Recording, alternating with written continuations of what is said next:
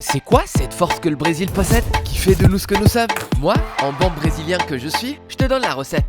Note bien surtout, tu prends un peu du Brésil de Luisa ou de Jurema, ces deux mères qui ont élevé leurs enfants malgré les obstacles, et tu rajoutes une pincée du Brésil de Sabrina, qui est la première de sa famille à faire des études de médecine. Ensuite, tu prends ce même Brésil, où le taux de chômage est le plus bas de l'histoire du pays, et tu rajoutes le Brésil des jeunes, qui ont la bougeotte dans un pays qui fait reculer tous les jours le spectre de la famine, soit l'équivalent d'un stade rempli à craquer. Tu saupoudres avec un peu de nos récoltes, et tu garnis avec nos meilleurs ingrédients, notre joie de vivre, notre peuple, ceux qui entreprennent, ceux qui prospèrent, tous ceux qui ne dépendent plus des aides sociales car maintenant ils ont un salaire, ainsi que ceux qui n'abandonnent pas le combat. Tous ces efforts conjugués ont finalement remis le Brésil sur l'échiquier des 10 plus grandes économies de la planète.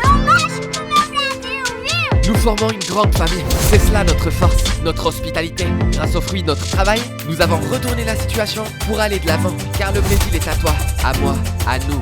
Le Brésil appartient aux Brésiliens. Gouvernement fédéral. Já parou para pensar que só existe cultura com energia? E é por isso que a Petrobras é a maior patrocinadora da cultura brasileira. Se depender da gente, essa energia nunca vai faltar. Programa Petrobras Cultural. Mais energia para a cultura. Petrobras, líder na transição energética justa.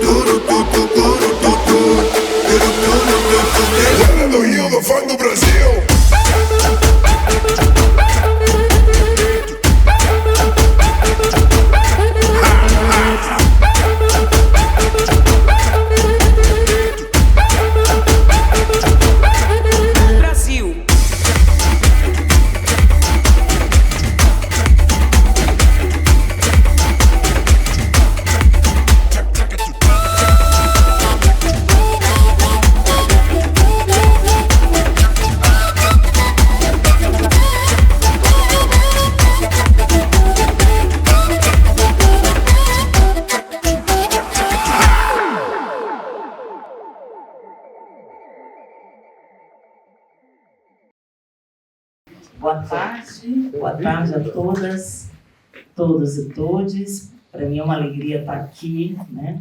Mais uma MIT, que eu já me sinto em casa quando eu falo em Mostra Internacional de Teatro. Eu já tive algumas mesas da MIT no Brasil e para mim é sempre uma alegria por dois motivos. Porque eu venho das certezas precárias que me alimentam. Eu venho considerando que a arte é uma brecha, não porque a arte está acima do bem e do mal, né? Porque a arte também ela pode ser cooptada, ela pode ser fascista, ela pode ser reacionária, ela pode ser racista. Quando eu digo que, para mim, a arte é uma brecha, é que há uma possibilidade de, pela arte, a gente imaginar outros mundos, materializar esses outros mundos. E o teatro, ele vem sendo analisado por mim como essa expressão, pelo menos no Brasil, que vem tensionando muito o espaço público, né, nesse processo de uma fabulação crítica. Então, a minha alegria de estar com vocês também vem por essa chave, né? E eu vi a fala do Vladimir Safavin e tem ecos da fala do Vladimir na minha fala, claro, a partir de uma outra leitura, de um outro viés, em relação a gente pensar o Brasil de um passado que não passa. A minha fala vai ser dividida em 2 ou 3 etapas. A primeira, inclusive, é pensar esse Brasil de um passado que não passa, de uma temporalidade parasitária, uma temporalidade em que a escravidão, o racismo eles não são um fantasma que não nos assombra, mas são uma tecnologia do presente que estrutura e dinamiza as relações sociais e econômicas no Brasil, e a partir daí fazer uma chave do trabalho político, da atuação política das mulheres negras brasileiras que vem denunciando há muito tempo esse mundo edulcorado.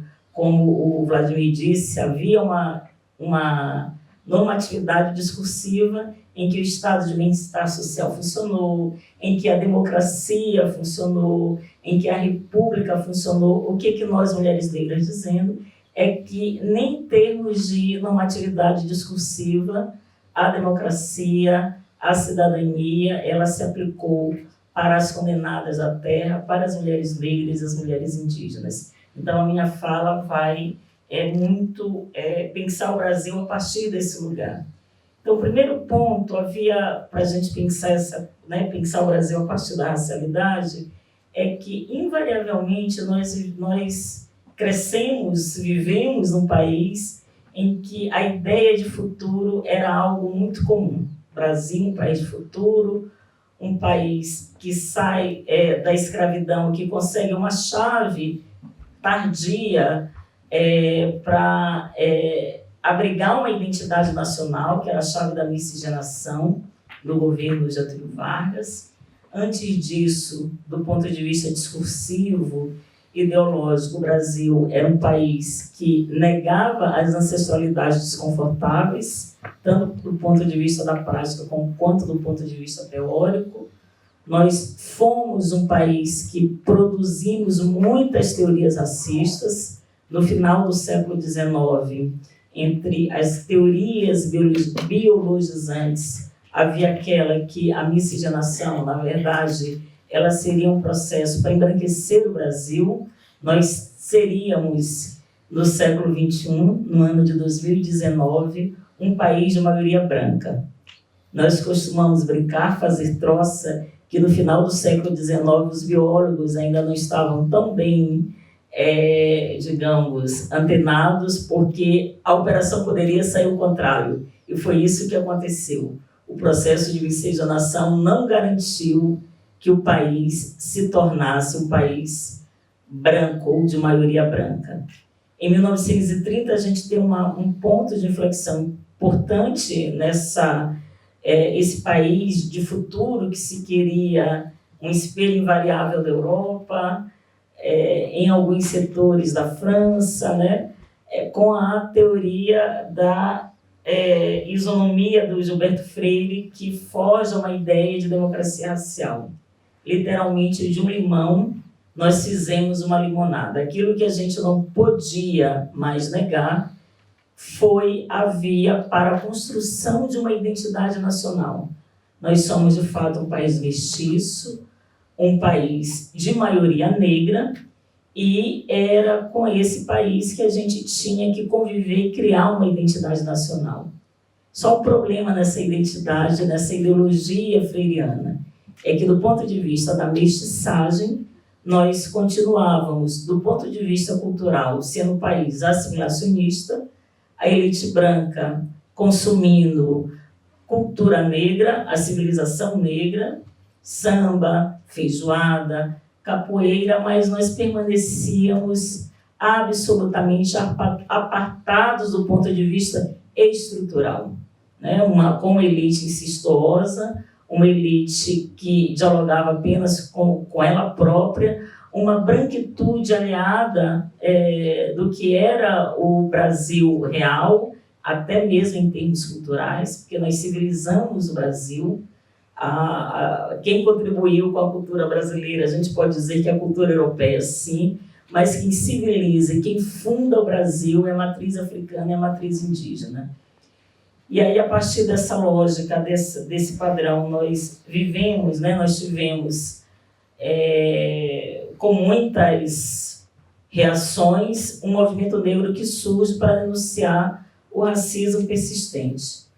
E eu começaria, lembrando aqui que nós somos um país que mata jovens negros com tiros de fuzil. Em 2015, eu vou dar alguns exemplos terríveis, um pouco para a gente pensar que país é esse a partir da racialidade. Em 2015, nós tivemos no Rio de Janeiro, Costa Barros, Niterói, jovens menores de idade mortos com 111 tiros de fuzil. É isso mesmo, foram 111 tiros de fuzil. Anos depois, nós tivemos a morte de uma família negra em um carro com 80 tiros, um músico, inclusive. Eu poderia aqui arrolar vários outros exemplos terríveis, mas eu acho que, para início de conversa, qual é o país que mata pessoas, cidadãos, com 111 tiros e não acontece nada? Por que não acontece nada? Porque não há uma crise ética em uma nação em que o Estado fuzila pessoas com 111 tiros de fuzil. Por que esse país não para? Por que não há comoção pública? Por que não há passeatas quando isso acontece? Por que não há nenhum tipo de mobilização das universidades quando isso acontece? A resposta, a gente jogando uma luz crua, é porque o racismo estrutura as relações socioeconômicas, culturais e políticas no Brasil de tal modo que fenômenos como esse fazem parte da boa rotina do mundo, da sociedade brasileira. Eu lembro, inclusive, que em 2015, quando esses atentados aconteceram, os 111 tiros de fuzil, eu sempre faço essa comparação, se não me engano, aqui é alguma cidade francesa, em Nice, dos atentados com caminhão, enfim, atropelamentos. E eu vi no noticiário que a polícia francesa, eu não estou aqui fazendo nenhuma ode, nenhuma homenagem assim, gratuita à polícia francesa, mas que a ordem naquele momento era para cessar as mortes, inclusive de quem estava matando. Vejam vocês, se a gente utilizar a narrativa midiática, atentados terroristas contra civis inocentes em um caminhão possante. Se a gente fizer o paralelo, gente, e considerar que 111 tiros de fuzil no Brasil foram desferidos por policiais, a gente vê aí uma diferença, uma distância literalmente atlântica em relação ao Estado brasileiro. Isso significa que nós somos o fascismo do Vladimir Safatli e a sua violência, ele é materialmente encarnado nos corpos não brancos. São os corpos não brancos que sabem o que é a violência policial cotidiana, são os corpos não brancos que sabem o que é a violência obstétrica no nível terrível. Mulheres negras morrem no país, no Brasil, por falta de anestesia na hora do parto. Nos hospitais públicos, quando há carência de procedimentos anestésicos, mulheres negras dão à luz sem nenhum tipo de procedimento anestésico, porque para o serviço público brasileiro, mulheres negras resistem muito à dor. E nessa, digamos, brincadeira, né, entre aspas, nessa crueldade, a gente sabe que muitas mulheres negras morrem e no laudo médico oficial o motivo da morte é outro, é eclâmpsia, é a diabetes, é pressão alta e etc. Dito isso, eu vou ler um trecho muito curto de um texto, eu não passei para os intérpretes, porque eu vou ficar no vai e vem, então isso poderia mais atrapalhar do que confundi-los. Eu começo esse texto com duas epígrafes. Uma epígrafe do Davi Kopenawa, um homem indígena, que está aqui na mídia, eu não sei se ele já falou, né? Que diz o seguinte, essa epígrafe do Davi. A floresta está viva, só vai morrer se os brancos insistirem em destruí-la. Se conseguirem, Os rios vão desaparecer debaixo da terra, o chão vai se desfazer, as árvores vão murchar e as pedras vão rachar no calor. Os espíritos chapiri, que descem das montanhas para brincar na floresta em seus espelhos, fugirão para muito longe. Seus pais, os xamãs, não poderão mais chamá-los e fazê-los dançar para nos proteger. Não serão capazes de espantar as fumaças de epidemia que nos devoram. Não conseguirão mais conter os seres maléficos que transformarão a floresta num caos. Então morreremos, um atrás do outro, tanto os brancos quanto nós. Todos os xamãs vão acabar morrendo. Quando não houver mais nenhum deles vivo para sustentar o céu, o céu, vai desabar. Esse trecho é de um livro muito conhecido, do Schopenhauer, chamado A Queda do Céu. E eu leria um outro trecho da Octavia Butler, uma mulher negra, referência no campo da ficção científica. Estadunidense, diz Octavia, toda mudança pode trazer sementes do benefício. Procure-as. Toda mudança pode trazer sementes de malefício. Cuidado. Olhe-se para onde se olhe, as avaliações sobre a marcha do mundo contemporâneo apontam tragicamente para um destino sem sinal final feliz. Da forma que caminhamos, já estamos para muitos na descida irrefreável do precipício, sem possibilidade de resgate. Com constância assombrosa, assistimos em tempo real a cenas terríveis que nos permitem vaticinar que o mundo faturado pela noção de progresso, erigido sob os pilares da industrialização, da colonização e da pós-industrialização, está se despedaçando para fazer uso da licença poética franqueada pelo escritor nigeriano Chinua Achebe. Os eventos extremos que alagam as cidades, que alteram de forma brutal os biomas e precipitam desabamentos que soterram residências e pessoas, que promovem calor e frio intensos, são a fotografia em preto e branco de que vivemos sob o humor da era das catástrofes. Tais cenas conseguem a proeza de serem ainda mais fantásticas do que as que foram projetadas escatologicamente por Hollywood sobre o imaginário do fim dos tempos. Ainda segue viva em nossa retina a força dos filmes que reativaram o mito do alienígena maléfico, uma constante ameaça para o Império Estadunidense e, por extensão, para o mundo e, particularmente, para o Brasil. Como sobejamente sabido, esse império, o Império Americano, se edificou sobre os alicerces da marcha para o oeste e do destino manifesto e bebeu da fonte das ideias de superioridade, da missão divina, civilizatória e do militarismo avançado, elementos que, aliás, estão sendo remixados na gestão nazi-fascista trombeteira trumpiniana e que foram igualmente acionados na gestão do Jair Messias Bolsonaro. Um império que, de tão forte e poderoso, só seria destruído por uma invasão extraterrestre. Predador e Independence Day são duas mostras emblemáticas de como a produção cinematográfica norte-americana se aferrou longamente a essa ideia, nos oferecendo, como último, um filme militarista e paranoico.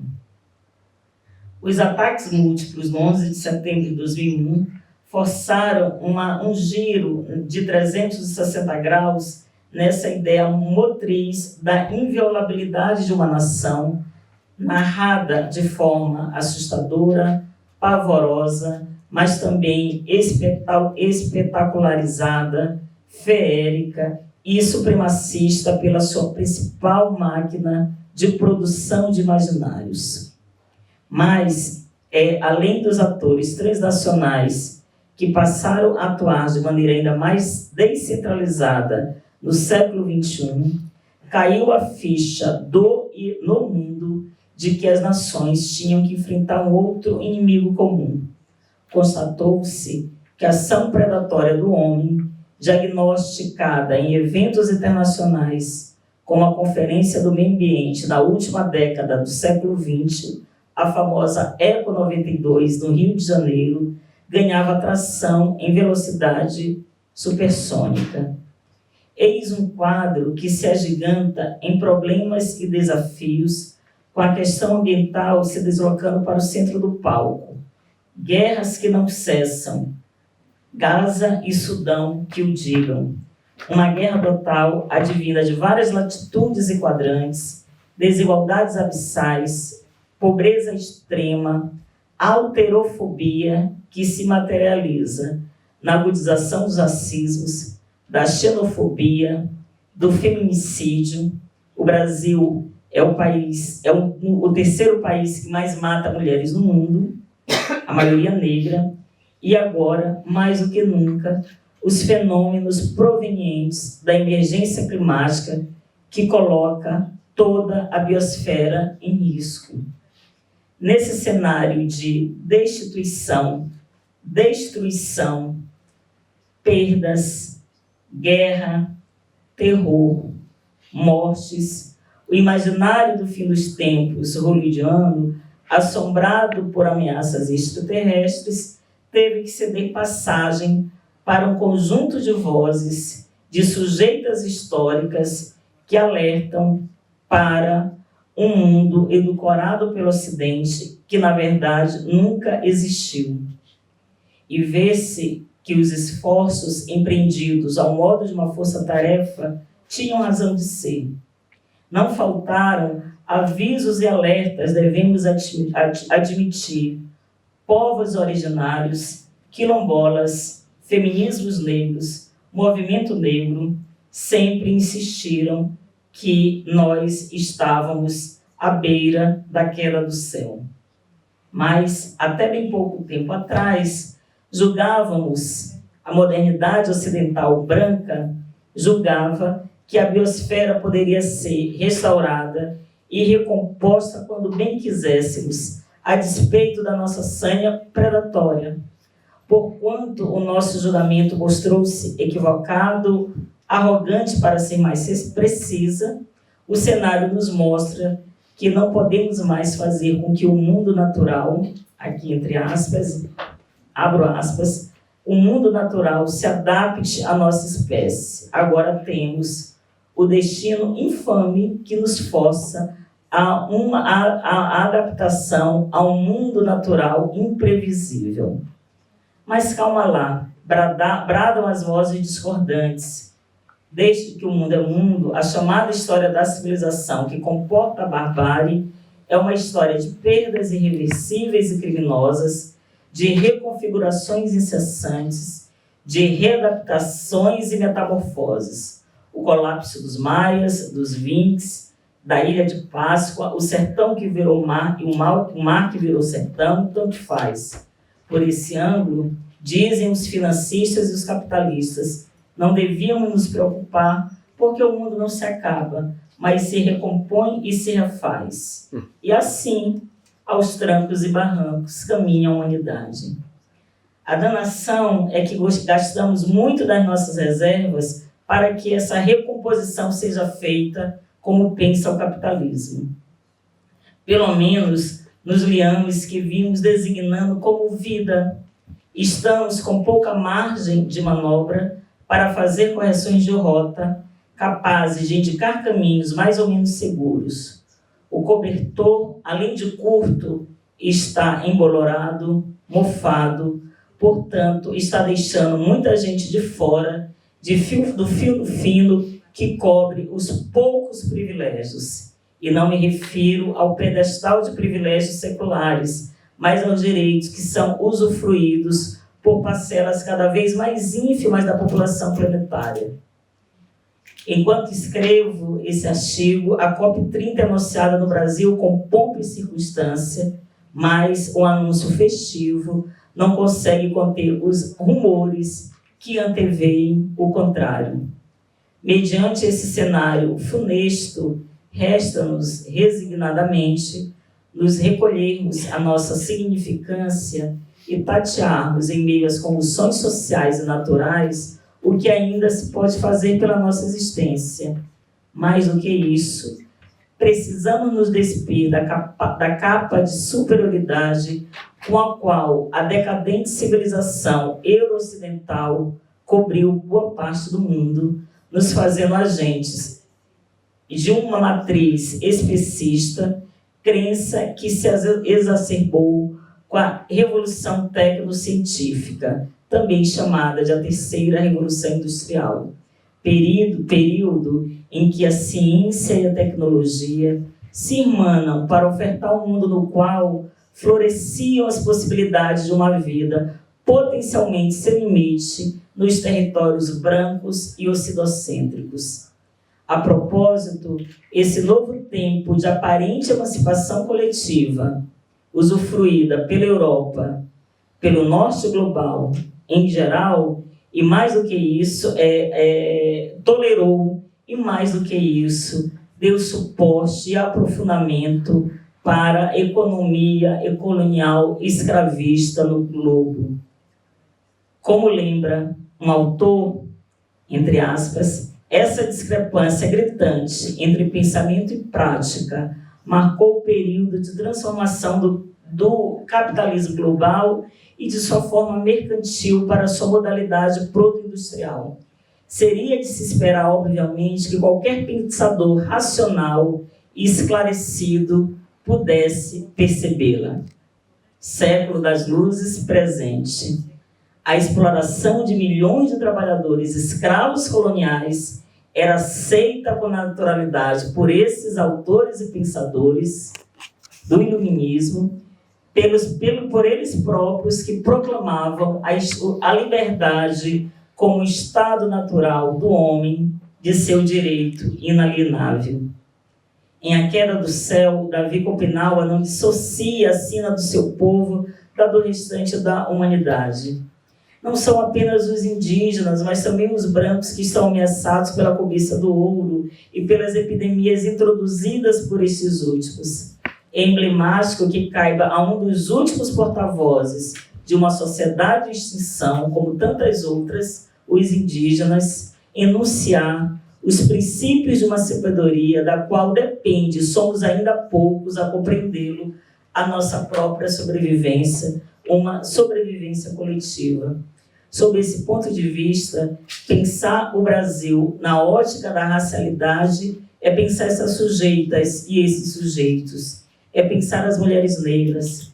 Sob esse ponto de vista, os feminismos negros, em particular, e as mulheres negras brasileiras em geral, se tornaram fenômenos de evidência na letra do Walter Benjamin. Parte da sociedade via o que ela continha de intolerável até, e via também a possibilidade de algo diferente. E esse algo diferente foi acolhido pelas mulheres negras brasileiras na plataforma do Bem Viver, que, inspirada nos povos indígenas, manufatura uma filosofia, um sistema de vida, uma proposta política que recusa radicalmente os princípios do capitalismo, da colonização, da violação da vida e dos direitos. Alerta, dizer recomeçar, elaborar formas diferentes, inaugurais, não significa, contudo, flertar com a tábula rasa, retornar ao grau zero. Corresponde antes a inventariar reflexões, sonhações, já que, como diz o Davi Kopinawa, os brancos não sabem sonhar, e práticas que há muito estão elaborando outro mundo. As revoluções que fizeram tábula rasa nos conduziram à catástrofe. Totalitarismo, autocracia já não ensina a história. Brandimos, nós mulheres negras brasileiras, contra a ideia do começo absoluto, pois tudo já está pré-escrito na enciclopédia dos possíveis, produzidas a diversas mãos, às mãos da nossa ancestralidade negra indígena. Na escuta de cada época sobre o Brasil, as mulheres negras e todos os habitantes das bordas do sistema vêm propondo outras formas de reconfiguração da política e da vida, antevendo as catástrofes que começam arruinando, primeiramente, as beiradas. Da beirada, se pode ver todo e qualquer tipo de coisa que não pode se ver do centro. Grandes coisas inimagináveis, as pessoas da borda veem primeiro. Eu abro aqui um exemplo, que em 2015 nós marchamos para Brasília, nós vamos estar com uma marcha agora, a segunda marcha das mulheres negras, e em 2015, quando fomos para Brasília, as mulheres negras, nós apresentamos uma carta para a presidenta Dilma Rousseff, dizendo que, primeiro, que ainda que era um governo que nós ajudamos a eleger, na sua maioria, né, são negros nordestinos que votam, que salvam o Brasil dos fascismos que o Vladimir acabou de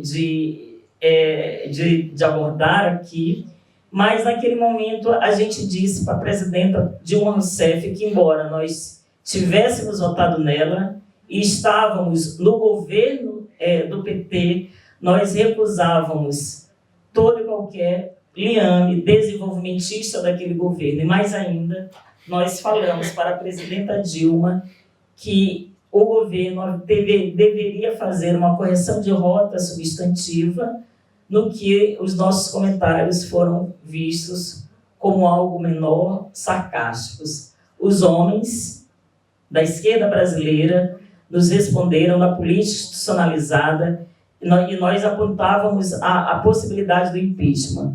Os homens da esquerda brasileira, homens não brancos, homens não indígenas, os donos do poder, leram a nossa carta e riram sarcasticamente e disseram que, no máximo, o que poderia acontecer era que a presidenta Dilma não seria uma presidenta efetiva, mas ela não sofreria o impeachment. Ela não seria impeachmentada. Isso foi em dezembro de 2015.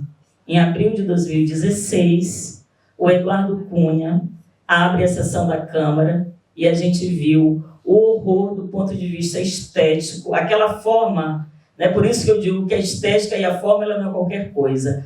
A votação, da sua forma grotesca, anômala, né? A estética da votação de uma possível revolução no Brasil, porque, repito, os habitantes da borda do mundo veem coisas inimagináveis. Portanto, descrever nossa intenção política sob essa rubrica corresponde nomear um movimento simultâneo que opera em duas frentes.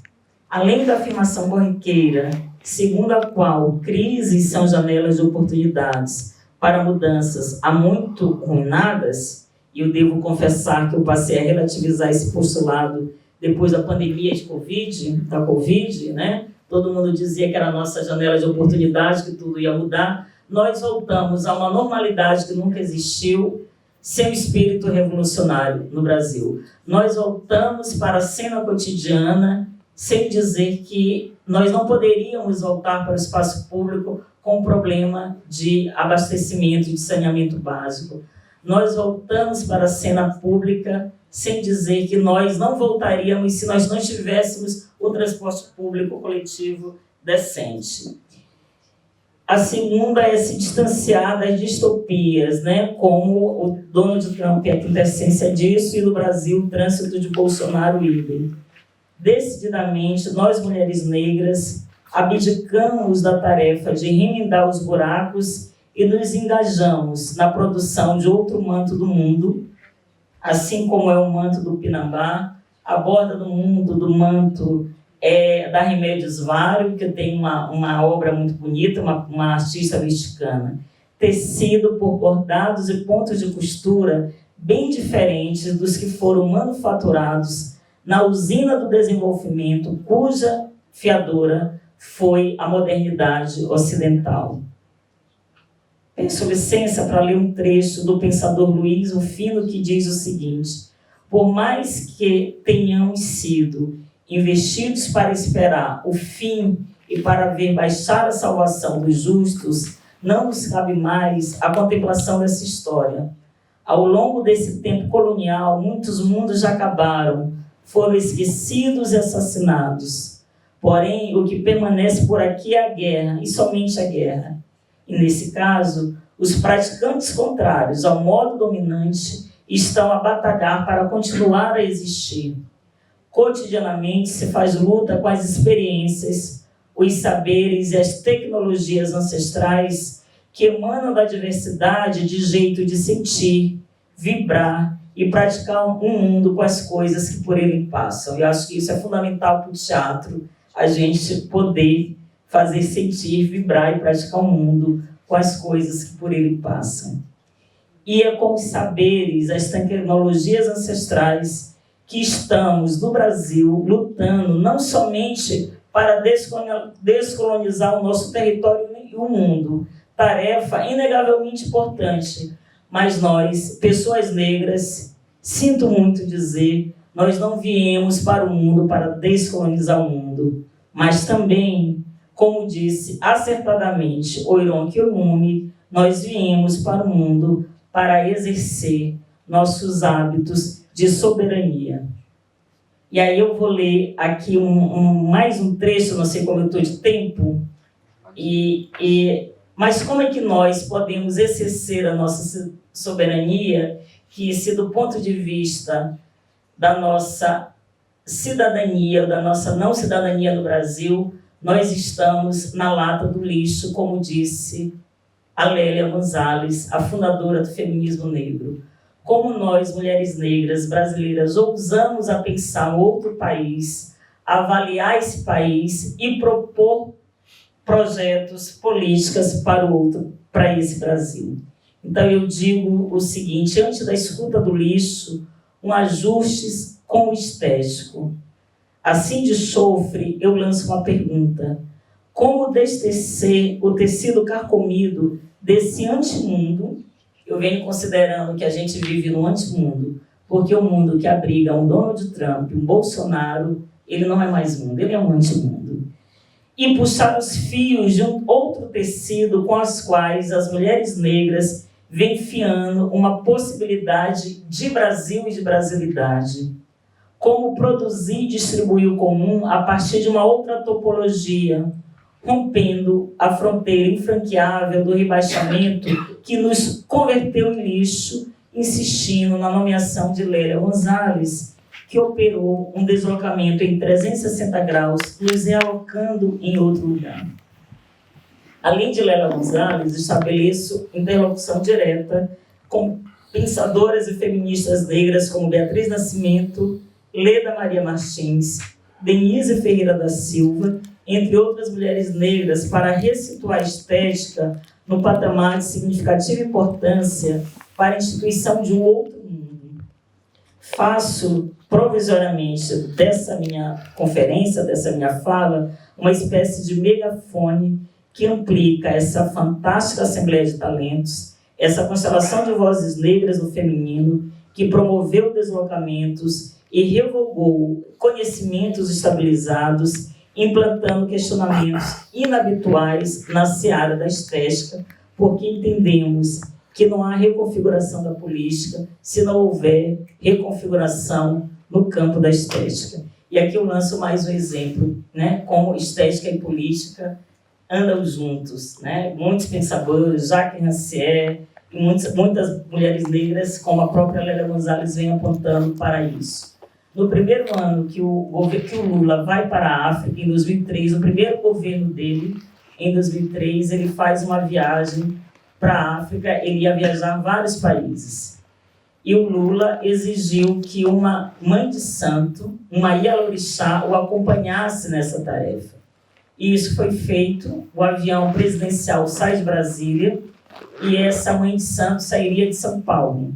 O avião teria uma parada em São Paulo, porque outras pessoas, além da mãe de santo, viajariam na primeira viagem oficial do Lula para a África, porque ele entendia que essa presença seria simbólica, fundamentalmente.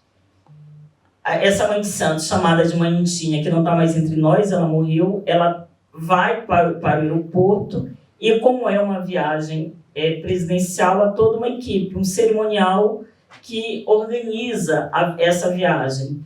E o que ela disse na época foi que deixaram ela no espaço e falaram para ela aguardar que uma outra pessoa viria buscá-la. E ela ficou sentada esperando e esqueceram dessa pessoa. Quando o Lula está em plena viagem de cruzeiro, pergunta para um assessor dele: mas cadê a mãe de santo que viria conosco? Houve um vexame, foi um verdadeiro Esqueceram de Mim, acho que é a continuação lá daquele filme, do Macaulay Culkin, Esqueceram de Mim 5, e deixaram a mãe de santo. Gente, essa mãe de santo, para quem é do candomblé, mesmo para quem não é, sabe-se disso, uma mãe de santo, uma autoridade religiosa, em eventos oficiais, ela vai paramentada. Ela estava, essa mãe de santo era tudo, menos invisível. Ela, mais do que nunca, ela estava muito paramentada porque ela era filha de Oxum. Eu sou filha de Oxum. Oxum é a mãe do ouro, do dourado. Então ela estava toda trabalhada no dourado, esteticamente. Mas ainda assim esqueceram essa mulher. Por que esqueceram essa mãe de santo? Ninguém teve, inclusive, a coragem de dizer: senhorinha, a senhora está no lugar errado. Aqui só vai quem vai viajar com Lula. Porque, a despeito dela ser visibilidade pura, atravessaram o corpo dessa mulher, porque, de antemão, aquele corpo não estava talhado para participar da política. É isso que esse esquecimento quer dizer.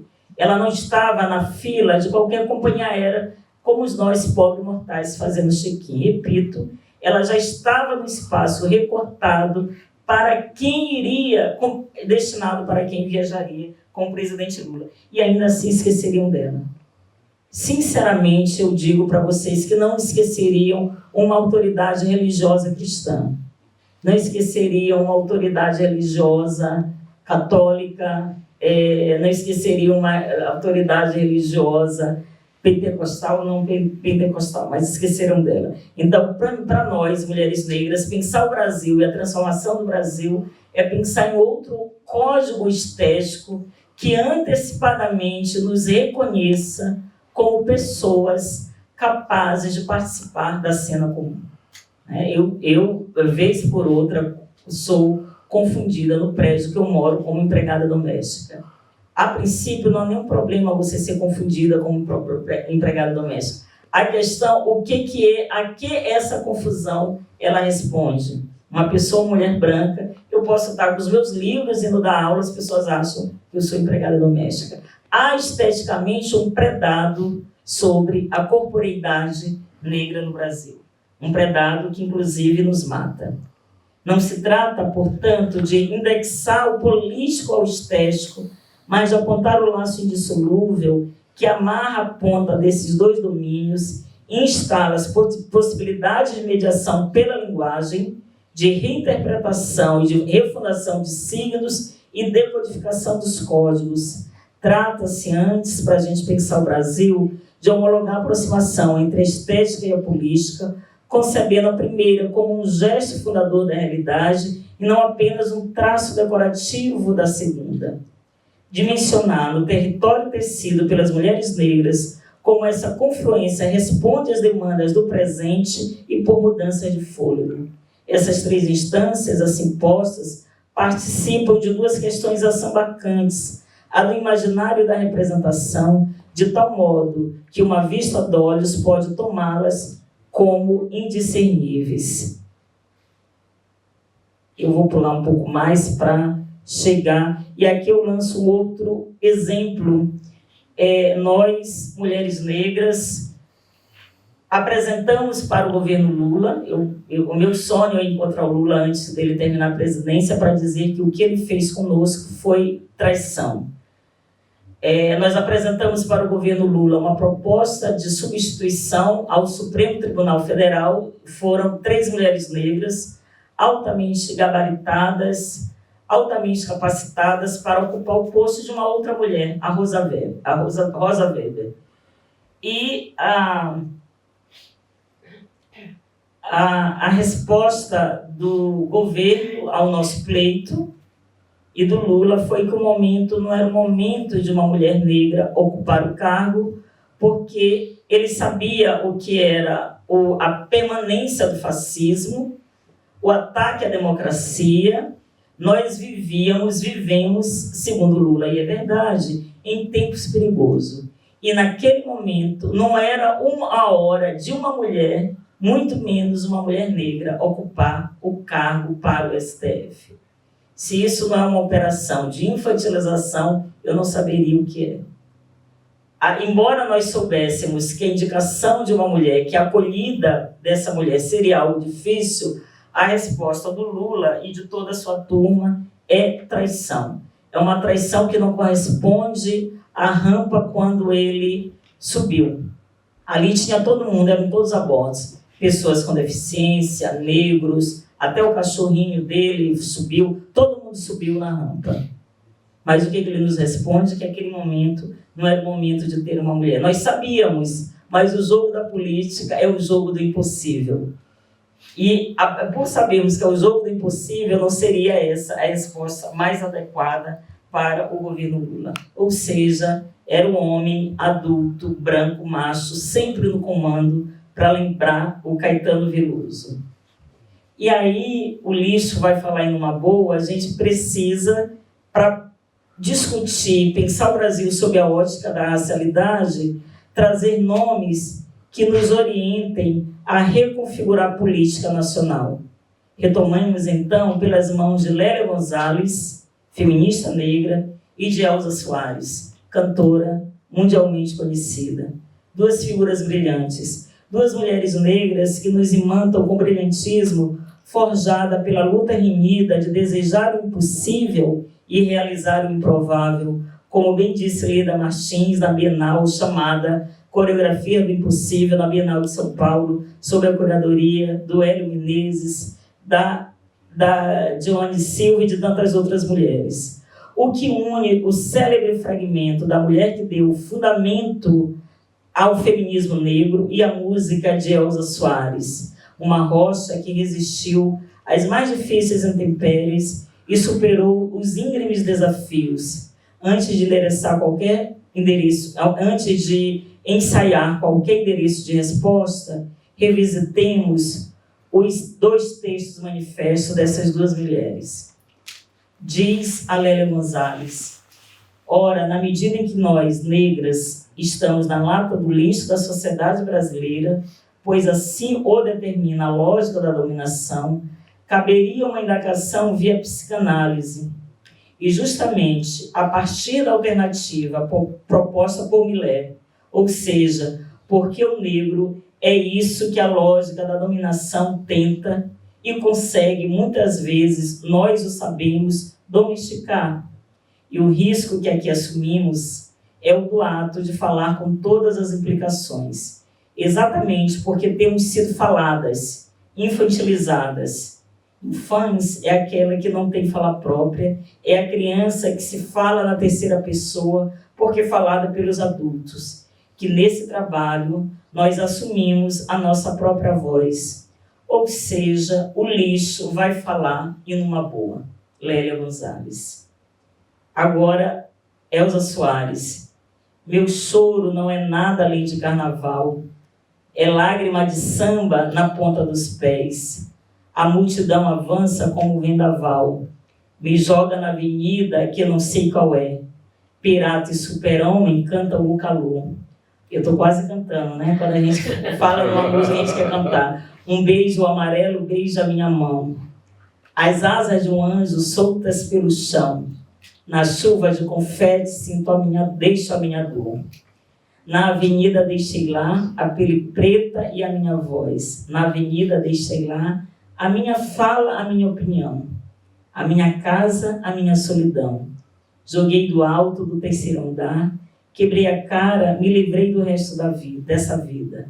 Na avenida dura até o fim, mulher do fim do mundo, eu vou cantar até o fim. Mulher do fim do mundo, cantar, eu quero cantar até o fim, me deixe cantar até o fim. Isso é uma música cantada pela Elza Soares.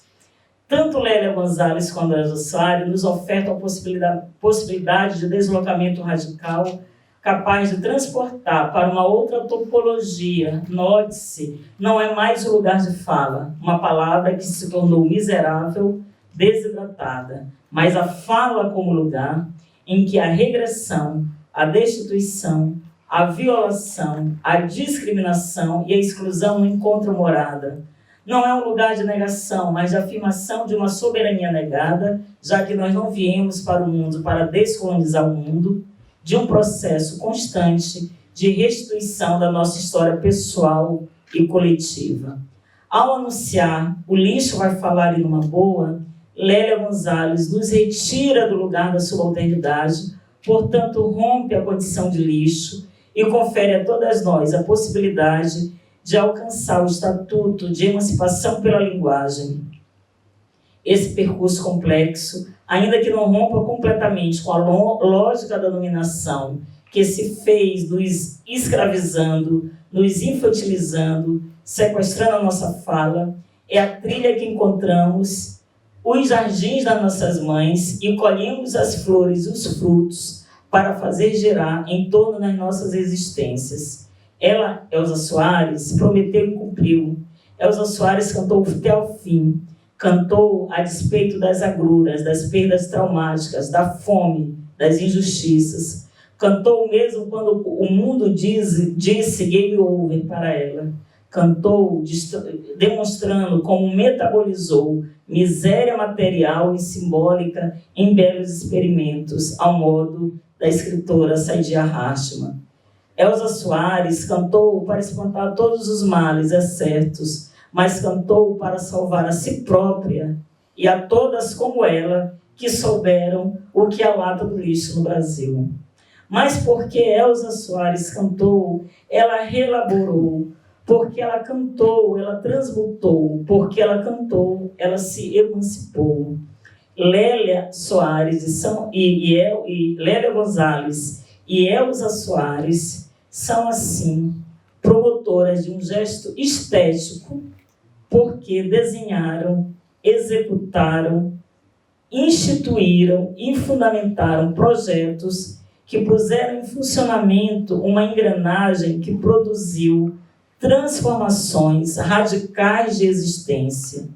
Conceber e incidir no comum, pensar o Brasil, definir conjuntamente os destinos de uma coletividade é tarefa atribuída aos imbuídos de poder no masculino. Como permanecemos despossuídas de poder, mesmo alcançando emancipação e autonomia por meio do ritual de passagem garantida pela nossa fala, o nosso ingresso nesse comum é instituído de outro valor, muito distante do valor a nós atribuído no mercado da escravidão transatlântica, que permanece nos dizendo que somos escravizadas e, no contemporâneo, empregadas domésticas.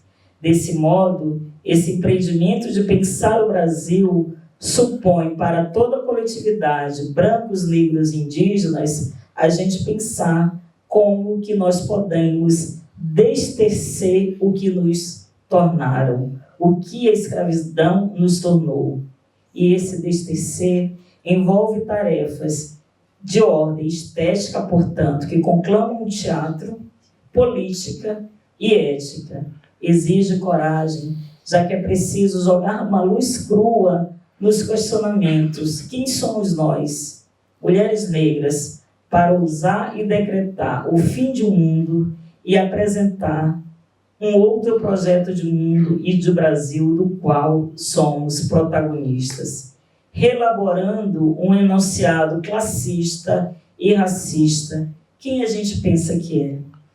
Se fomos convertidas em lixo, menos que nada, temos a prova documentada em nossos corpos e em outras materialidades de linguagem que não nos desistimos de nos levantar dos aterros que tentaram nos soterrar. Elza Soares, presente. Mais do que isso, soubemos produzir belos experimentos com valor incomensurável, tal como o zero fez com a matemática. Além de o lixo vai falar em uma boa, a Lélia Gonzalez disse: o negro no Brasil tem que ter nome e sobrenome, senão os brancos arranjam um apelido ao gosto dele. É a neguinha, é a pretinha, é a mulatinha. O processo de trucidação que nos valorou apenas na lógica do sistema colonial escravista, por se pretender totalizante, nos drenou indefinidamente e de tanta falta inoculou a ideia segundo a qual podíamos ser tudo, menos gente. Esse processo assambarcante teve contrapartida, como sabido, a nossa rebeldia, a nossa insurgência, palavras valise que circulam, que se converteram em moeda circulante na diáspora negra e nos impulsionaram, tal como uma alavanca, para um lugar no qual podemos ser mais do que isso, onde podemos ser sujeitas, proprietárias da nossa trajetória, senhoras do nosso destino e sujeitas políticas que pensam um presente e um futuro para o Brasil. E a partir desse lugar de mulheres e pessoas emancipadas, nós fomos e nós criamos a categoria Bem Viver. De que forma pensar em outro marco ao qual nos referíamos para discutir o Brasil? Como tornar execuível uma plataforma política que seja orientadora de princípios teóricos e práticos de uma nova gramática política que não seja apenas aquela do Brasil, um país de futuro, e de uma outra ética com propostas que refundam o jogo do social. A nossa trajetória de ex-escravizadas e de escravizadas no presente nos autoriza a propor outros modos de vida regidos por um outro pacto civilizatório, onde a pluralidade do humano, o ecossistema dos saberes e fazeres dialoguem com as várias dimensões da existência coletiva. Do bem viver emerge um novo código sociopolítico em que a justiça, a equidade, a solidariedade, o bem-estar são valores inegociáveis, consolidados pela pluralidade de vozes que coabitam o planeta. A plataforma do bem viver, ao contrário do que muita gente pensa, se tornou uma plataforma importante em um contexto político em que a extrema-direita, os partidos de direita, engolfam o projeto emancipatório do governo Lula. Vejamos agora toda a discussão sobre reforma tributária. O Lula só não sofreu impeachment porque é o Lula. Se fosse outro, nós não teríamos presidente como o nosso Congresso. Inspirada nas concepções milenares de bem viver, que modulam as formas do social e do político, a partir de princípios plurais que englobam novas concepções de gestão do coletivo e do individual, da natureza e da cultura, enfim, das formas que dão valor à nossa existência, calcada em uma visão utópica de viver e construir um mundo de todos, todas, todes e para todas, todos e todes. Ao propor o conceito de bem viver, não temos a intenção de impor um modelo uniforme e generalizante às diversas realidades, perspectivas analíticas, políticas e de ação das mulheres negras e de todos os povos que habitam o Brasil. Recorremos ao bem viver como uma ideia inicial e agregadora. Por um lado, está aberto à crítica e ao debate. A crítica a um Brasil que mata, a crítica a uma política que se converteu ao politicídio, a crítica a uma política que se converteu em gestão pública. Não se pode mais pensar o impossível, não se pode mais pensar uma mulher no STF, porque a gestão da política, a Realpolitik, nos diz que a banda toca a partir de um figurino muito restrito. Por outro lado, o bem viver compreende distintos projetos e não pretende eliminar as contradições e divergências que são inerentes à nossa pluralidade. A nossa concepção do bem viver é incompatível com o capitalismo racista, patriarcal, excludente, que coloca o Brasil numa chave em que o futuro está bloqueado. Nós exigimos transformações radicais no modelo de sociedade que temos, em sua estrutura e valores, que se concretizem como bem viver na realidade vivida por todas as pessoas. É, portanto, inconciliável com propostas desenvolvimentistas em nome do capitalismo, exploradoras, privatizadoras, monopolizadoras de saberes e recursos, das sementes, da terra, dos saberes, dos fazeres e dos territórios. Na condição, portanto, de protagonista dessa proposta, sintetizada nos fundamentos do bem viver, oferecemos ao Estado brasileiro nossas experiências historicamente acumuladas como formas de construir coletivamente uma outra dinâmica política. Pelo que se viu, essa outra dinâmica é impossível sem a superação do racismo e do sexismo, e mais do que isso, sem considerar racismo, sexismo e patriarcado como estruturais da sociedade brasileira.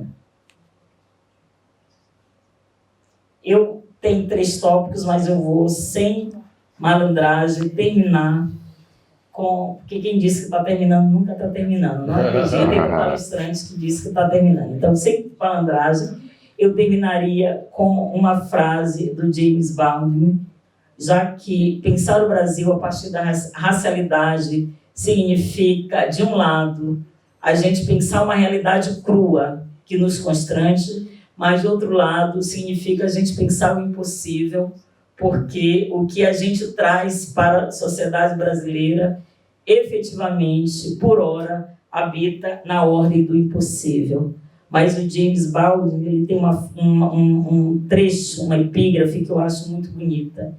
Ele diz o seguinte: para o bem dos nossos filhos, para minimizar a conta que devem pagar, é preciso ter cuidado para não se refugiar em qualquer ilusão. E o valor atribuído à cor da pele é sempre, em todo tempo e para sempre, uma ilusão.